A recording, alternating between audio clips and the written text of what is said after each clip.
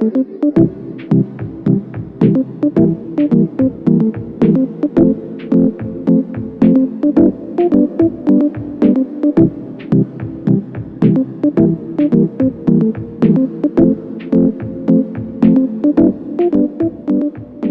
back to the Dreamers Misfits Podcast. Today we are talking about the impact of creators in today's world. We're going to be touching a little bit on the election of the 2024 election. And when I mean a little bit, I mean we're going to talk about it a lot, because what has happened in the past week has been absolutely crazy. We're not talking politics. We're talking about marketing. We're talking about how people who have genuine connection with other people can change this world. So stay tuned and let's get started. The first thing that I want to say is this is not a political conversation. This is not about politics. This is a commentary about marketing. This is a commentary on how people are communicating in 2024 and will be communicating in 2025. This is how the world has changed. This is how the internet and how creators are influencing our everyday lives. And this happens to be a case study that falls right in the swing of political, in the political climate. It is one of the best case studies, I believe, that we have seen in the last number of years. There's been speculation of how the creator economy is really affecting how people are communicating with each other and how different things are happening with companies and brands and things like that. However, this is, in my opinion, the best case study that we have seen to date of how people are communicating with the world, how people are communicating with creators, and also the opportunity that we have as creators and as people to really make an influence and impact in the world.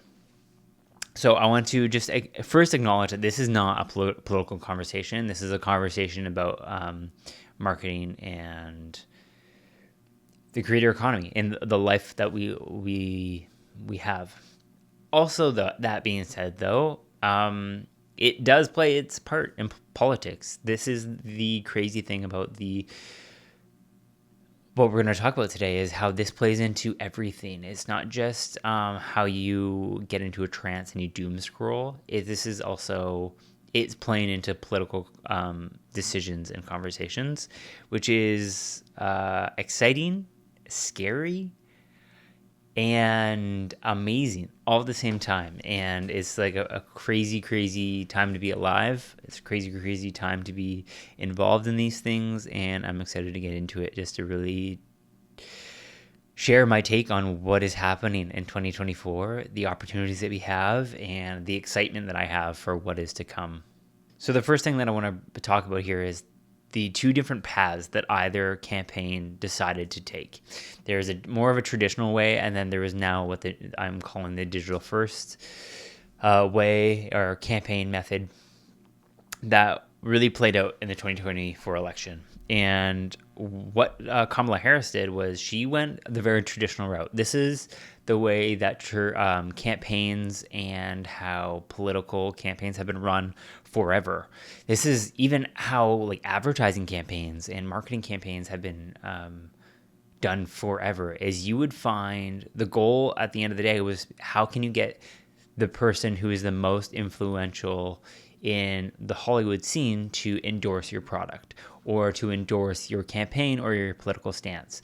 And this is a super, super common thread that has been happening throughout the entirety of politics, is you get key influencers in Hollywood space specifically, and if you have those people who are backing you, then other people would trust you. And it's kind of like a third-party trust, because it's like, oh, I trust Beyonce, so therefore if Beyonce trusts you, then you know what, I feel comfortable with that. So you saw Kamala Harris get endorsements from people like Beyonce or like Harrison Ford. And like, if you look at it, if you get Indiana Jones to endorse you, you think you win. That's a pretty good endorsement. However, it is very, very clear that those endorsements do not have the amount of weight that they used to. They don't have the amount of pull and influence that they used to. And these names that used to be household names, and if you get this person on, then therefore, it's going to change the game. Those names don't seem to have as much play as they used to anymore. And Hollywood is seemingly becoming less and less influential when it comes to big decisions and big names. And that is something that has been happening over the past number of years. However, I believe, again, this is one of the first times that we've really seen it really play out. And this is really where it's like, oh no, we have hard facts now that this is the way that things are going. Majority of media has started to see this trend, and we've started to see this trend over a number of different channels. But you're seeing YouTubers, you're seeing people with podcasts, you're seeing people with different types of streams of media that are bootstrapped. People who are just in their house or in their office with a computer and a camera and are able to make content that is reaching millions and millions and millions of people. And it was never like that, because the media industry used to always be like, for example, in comedy, the big thing was to get some sort of series on TV. You'd get a sitcom, and it would be like Jerry Seinfeld, who landed the sitcom of Seinfeld, and that was like the big break. Or someone like Tim Allen with Home Improvement, Frasier with Frasier, those types of things. That is kind of like what the goal was, but as a comedian. But then things started to change specifically for comedians, where now it became, maybe you can start a podcast and have those influences, or you can start a YouTube channel and start to have those influences, and you'd be looking for different streams. But there was only one way to make a break. And if you were to make a TV show, the only way to do that is through Hollywood.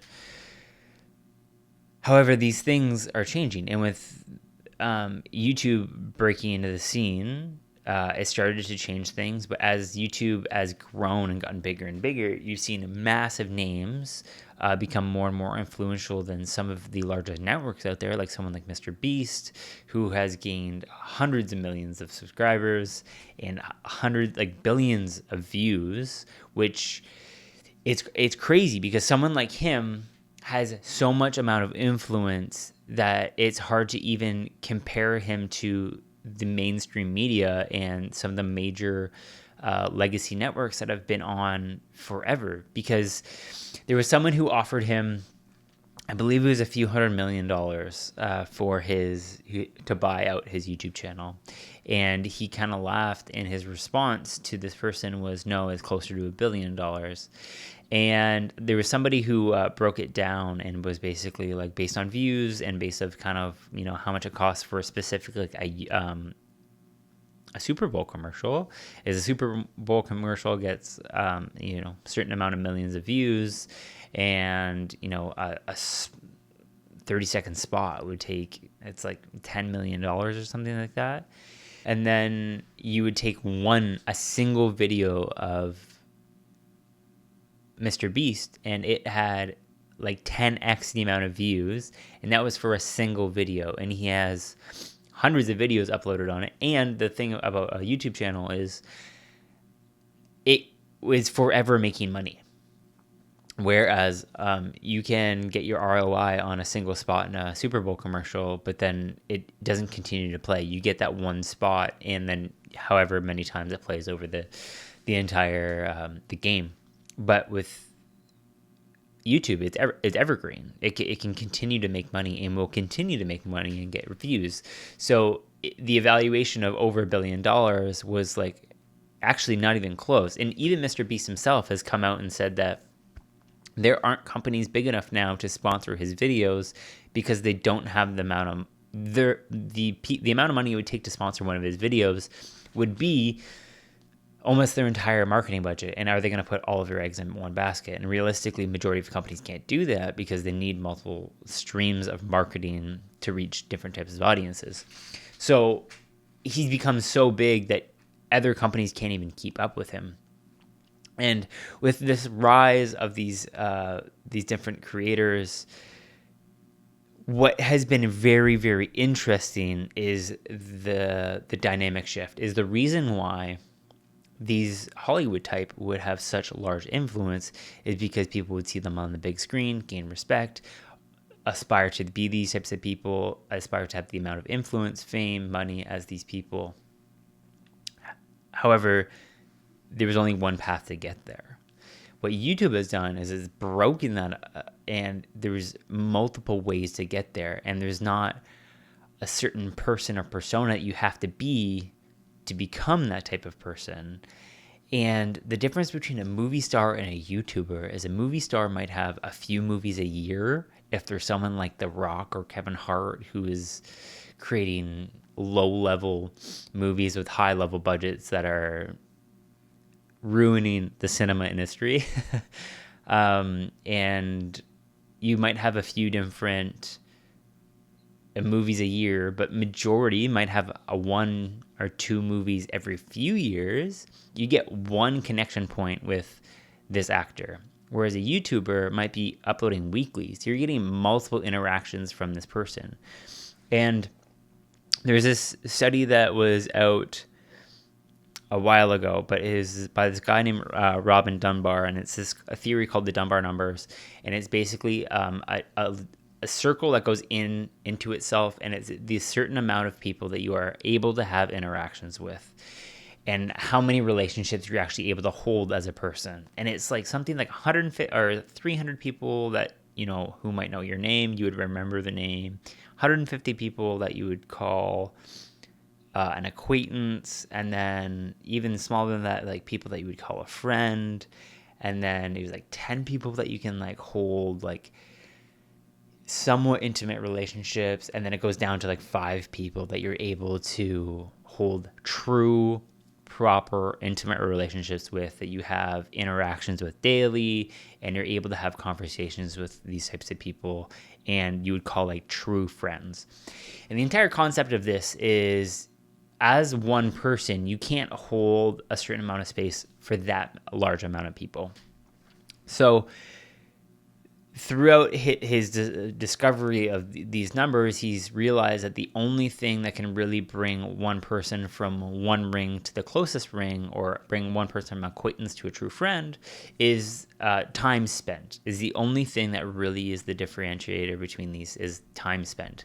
And this, he reveals how this happens with, certain people, different seasons of lives. You spend, your college roommates might be your closest, tightest friends that you'll ever have, but then you get married and they might not be your closest friends anymore just because of time spent. You're with each other every waking moment, and then now you're not. That's just inevitably just what happens with life and seasons of life. However, how this plays out in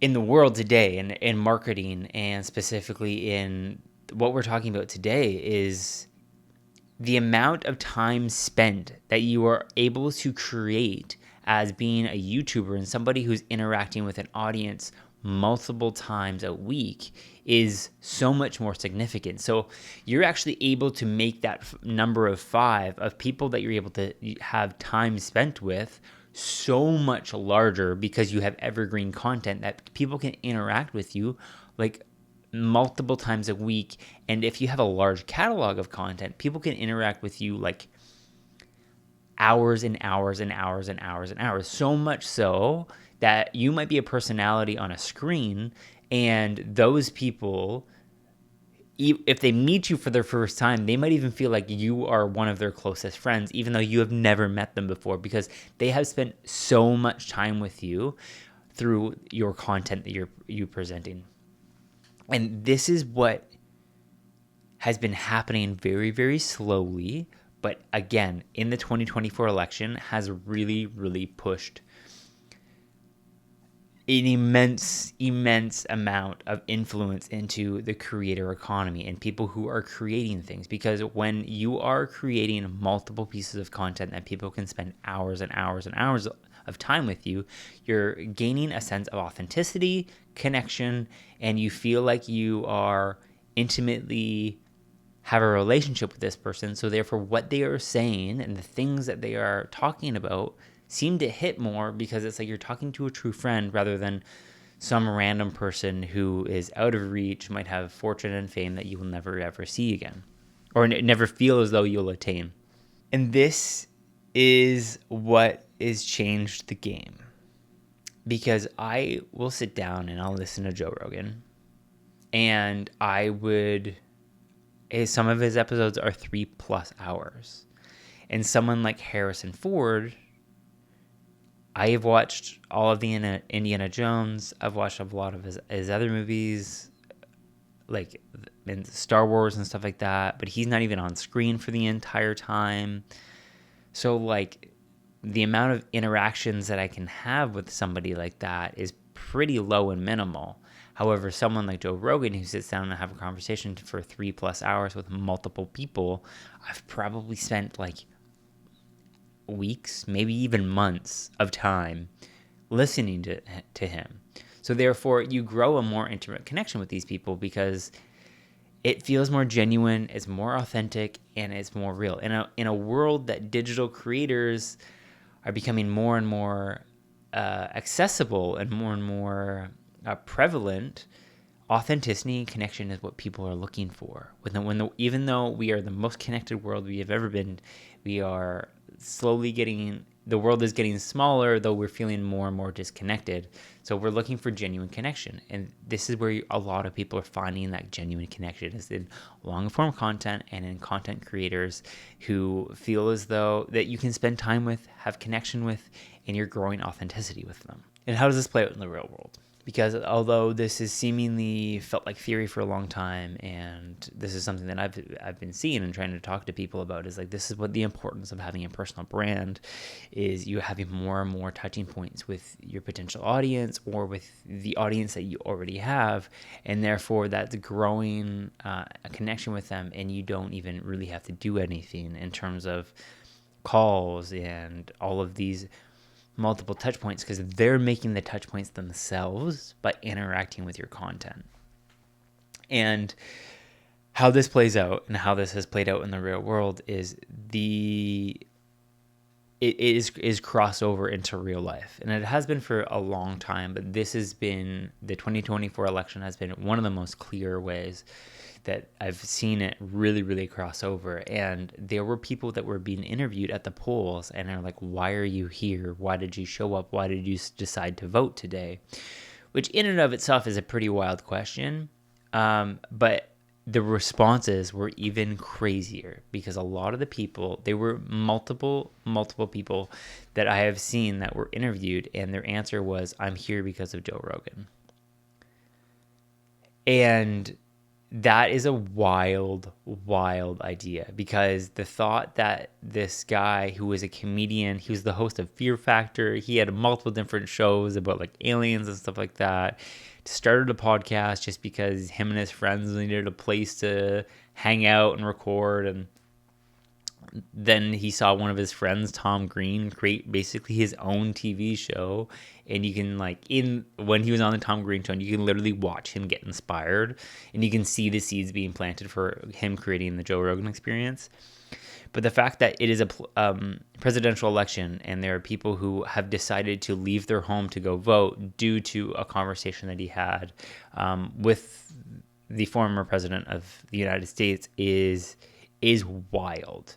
And it is a crazy concept. This is actually transferred into reality, that people are actually taking action because of these podcasters or these YouTubers, and these people are having like a real influence in what is happening in the world. I think part of my hesitancy initially was like that this is happening. I was like, oh, is this actually having a big influence? Like, I know that these people are having influence in what is going on, but then you saw Dana White at the acceptance speech be like, thank you so much to Theo Vaughn, to the Nelk Boys, to Joe Rogan, and that getting the media out there. And it's crazy. It's actually crazy that these people are having such a wild influence. However, this is the thing, is that fame alone is not enough.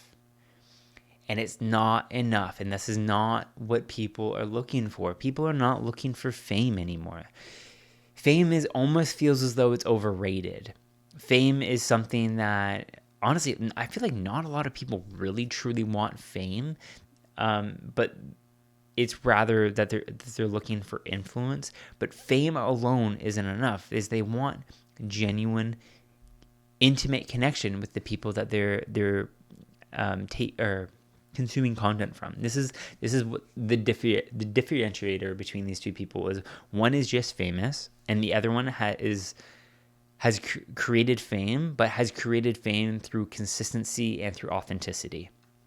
And to be completely honest, is Hollywood has made money and fame based off of being something that they're not. And these other people are creating fame and having influence because they are being themselves. They are being something that they are.